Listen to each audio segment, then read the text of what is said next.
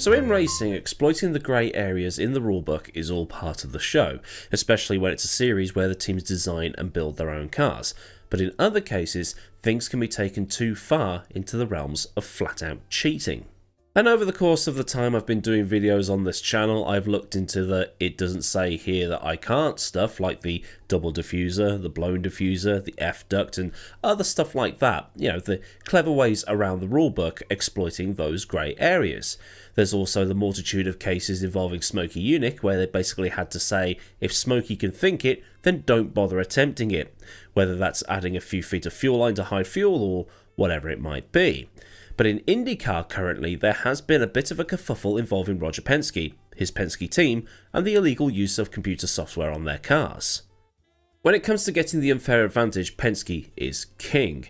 The most obvious thing to look at here is back in 1994 when he and Ilmor exploited a hole in the rulebook for the Indy 500, and they created the Beast, an engine built in a Lockheed Martin Skunk Works style top secret manner, to the point where only a few people knew about the project. As it was, the engine was so good, it utterly destroyed the rest of the field. And Penske is one of the most successful people in motorsport.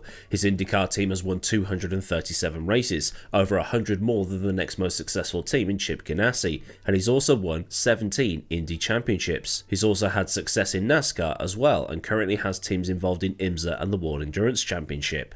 But the one thing that also needs to be considered here is that Penske owns IndyCar. Literally, he owns the series and the Indianapolis Motor Speedway, the home of IndyCar's most prestigious event. And because of this, in the last few days, Roger's own series caught his own team cheating. So all this goes back about a month ago to the first round of the season at St. Petersburg in Florida. At some point during last week, it was announced that Team Penske drivers Scott McLaughlin and Joseph Newgarden were disqualified from the race. The third driver, Will Power, was docked 10 points and all three drivers were fined $25,000. But the breach that saw them penalised wasn't found until they arrived in Long Beach, so the disqualifications were handed out 45 days after. That's a long time. So what happened? It's all to do with the computer system that governs the push-to-pass system that Indy cars are fitted with. The system is very much like the old KERS system on Formula 1 cars or the hybrid systems currently fitted to BTCC cars. You press a button, you get a little bit of a boost. It's used to every road and street course on the IndyCar calendar. But Penske had, according to the Indy Star, modified a couple of lines in the code for the testing of the hybrid engines that are coming to IndyCar in, well, whenever they come in, because they keep getting delayed, and that code had been left in the cars for the first round of the season in St. Petersburg, which allowed McLaughlin, Power and Newgarden the ability to use push-to-pass on the restarts following safety car periods. It should be mentioned here that this shouldn't be possible. It would be like a Formula 1 team being able to use DRS on the first lap. Now, during the course of the race, McLaughlin used push to pass for 1.9 seconds during a restart on lap 30, and Newgarden used it for a total of 9 seconds. As a result, it meant that Newgarden was the first disqualified winner in about 30 years. But it goes a little bit further than just the team, because Penske has an interest in Ilmor, which handles the Chevrolet engines in IndyCar, which is leading people to believe that Penske knew what it was doing from the start, and was out to intentionally go around the restrictions regarding push-to-pass usage. Tim Cindric maintains that the whole thing was an accident, claiming things like, "Why would we do this when all the data is available to everybody?" McLaughlin claims he was pressing the button on restarts out of habit, but the fact remains that both of them, that's McLaughlin and Newgarden, were able to get an extra 50 horsepower of boost when the other teams couldn't. Power, despite having access to the system, didn't use it, while McLaughlin and Newgarden did, so Power was not kicked out of the classified results. It should also be mentioned at this point that it was Penske that dobbed itself into IndyCar over all of this. Ron Rzewski, Penske's managing director, and Tim Cindric, who is the team president, alerted IndyCar to these uses of push-to-pass that were found in the data. Given the skepticism shown by the other teams and drivers, it could be seen that Penske had done this to try and go, "Oh no, we found something that shouldn't be on our car because we were doing XYZ with it back in August and forgot to get rid of it." But it could also be Penske going, "Look, we messed up." And given Roger owns the series, Penske admitting they messed up keeps up the transparency that Penske isn't bigger than the sport or allowed to do what it wants, because Roger owns it. So now it's a case of trying to convince everybody or otherwise prove that they had forgotten to reset this code, or had they intentionally left it in there going, "Hey, we can use this wherever we like if we leave it in." Cindric claims it's God's honest truth that they didn't intentionally try to fiddle their way through that race.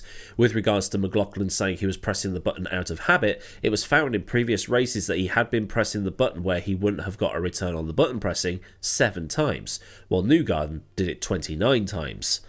Meanwhile, at Barber Motorsport Park in Alabama this weekend, the other team bosses converged on Penske's motorhome to try and make head or tail of what was going on.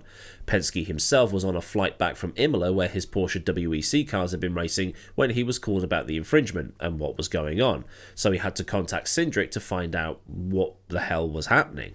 Bobby Rahal said, "To me, one of the big questions is Chevy had to have known about it. I think there's a lot of other people that need to answer questions that aren't necessarily in the Penske organisation. How did it get that far, and how did it happen? But I don't believe for a moment that Roger knew of it, let alone condoned it or approved of it, and I really do believe he's very embarrassed. I feel bad for Roger. I don't think anybody has ever accused him of trying to break the rules, particularly with the role he's in now, where he owns the series. I think he's very bothered by it, and I think the team put Roger in a bad position." And this seems to be shared by the other team bosses. The general consensus is that Roger himself didn't know anything about what was going on, and all this was done without authorization, while the team bosses and the other drivers don't seem that convinced about Newgarden and McLaughlin's excuses. While some bosses are happy that Roger didn't know anything about what was going on and is genuinely embarrassed about what happened, it's Cindric, McLaughlin and Newgarden they're looking at. Because one of the things Newgarden had said was, "Oh, I thought they changed the rules in the off-season so we can use push to pass on restarts," which has upset a few people. Gavin Ward, who works for McLaren, was quite vocal about Newgarden's claims and the holes he was finding in them. "I've been on a lot of different timing stands on several different IndyCar teams, and every single time a driver presses the overtake button, somebody is on the intercom on that stand saying, 'on the button.' It's a flag on everybody's telemetry. Everyone knows when you're using OT. You're telling me none of them realised that was not in the rules. You're telling me everyone had the wrong read of it." But it's the bigger picture that needs to be considered here. While IndyCar is in the process of testing these new hybrid engines, Honda's status in the sport is under consideration. They're worried about escalating costs, and this issue will be of great concern to them. Their current agreement with IndyCar expires at the end of 2026, and this situation is not going to help matters. Would Honda want to be in a sport where this has happened? And what makes it worse is, it's the team owned by the owner of the sport that's done it. That's going to be something that will be considered at the top level. But Honda themselves aren't exempt from being associated with some iffy behaviour, because the 2023 Daytona 24 winning Meyer Shank Racing Acura was stripped of the points, prize money and fined $50,000 for fiddling tyre pressure data. As such, Wayne Taylor Racing now runs the Acura cars in IMSA. But with all the comments made from McLaughlin and Newgarden over the last few days or so, it's up in the air as to whether they knew. Maybe some extra investigation into this is required to make sure that the whole process is transparent and that everybody is on the same page. The other team bosses don't seem to think that McLaughlin and Newgarden are telling the whole truth, and there are some holes in their arguments that are going to make things worse sooner or later. Which is annoying, because I like both of them. I've liked McLaughlin since his V8 supercar days. And actually, it's not the first time that McLaughlin in a Penske branded car has been at the centre of something a bit iffy. When he won the Bathurst 1000 a few years ago, there was a scandal surrounding whether his teammate Fabian Coulthard had intentionally backed up the field behind the safety car to make sure that Scotty got a free pit stop. And this is something that Vauxhall fans have been quick to mention on his statements regarding all of this. Meanwhile, for Penske, it's going to be a mess that he's going to have to mop up. He's the series owner, and it's his own team that's been found to have been cheating. So it's a case of, what does he do now? Does he have some meetings within the team, and how does he fix the hit that IndyCar will have taken to its reputation? It will soon enough blow over, because IndyCar isn't the worldwide sport that Formula 1 is, so it will be able to move on. But when you've got a sport trying to grow and get bigger and move up in the commercial pecking order, it's certainly not a good look. I personally don't think Roger would risk cheating, given that he is the owner of quite literally everything in IndyCar, and because of that, he has to keep everybody on side.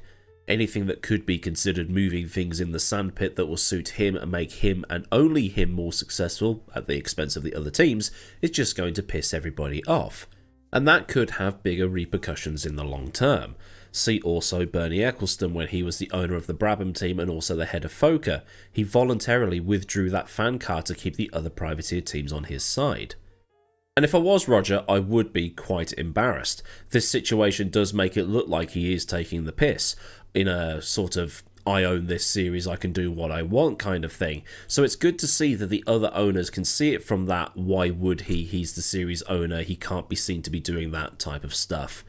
When Roger took over the whole sport, there must have been that skepticism from the other team bosses that he could easily bend things to suit him, much like when Jean Todt became the president of the FIA. So that's why I think that Roger having some words with his team and getting all that in order would be good, as a gesture of good faith to basically say to the other team bosses, look, I've spoken to Austin, I've spoken to this guy, and that guy, and those guys in that department, basically saying, look, you do this again, you're all gone. We probably haven't seen the end of it, but at the same time, it's not something that's going to be a massive worldwide scandal like Spygate was or something. So then, this has been a thing that's happened in the world of motorsport, and this has been my look at that thing. You haven't seen my face in this video because I'm ill AF right now, so apologies if this video has been more over the place than usual, but the algorithm waits for no man or no thing. So if you've been given some food for thought, then do like this video, and for more from this channel, subscribe and get that bell on so you never miss out on anything else I do around here. Massive thanks as ever to the rad lads at Patreon for the continued support, and if you want to help out at a more personal level, then a link to Patreon is in the description, along with links to Discord, socials, and other bits and bobs you might want or need to know. Well, there's memberships and super thanks if those float your boat. So until next time, I've been AdmiralLaWind, have a great day wherever you are, and goodbye.